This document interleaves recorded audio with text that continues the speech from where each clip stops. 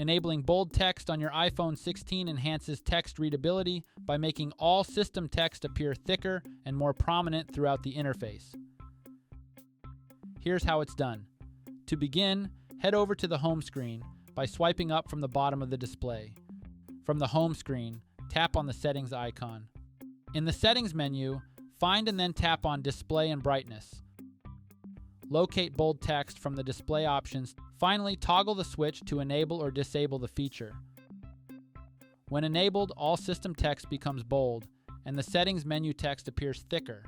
This affects system-wide text, and thus, text appearance is noticeable in the interface. You can make use of this iPhone feature if you find the need to improve text visibility and readability. Again, the change affects all system text, and not just specific apps or menus. And that's it. Please subscribe to this channel if you found this video helpful. Thanks for watching.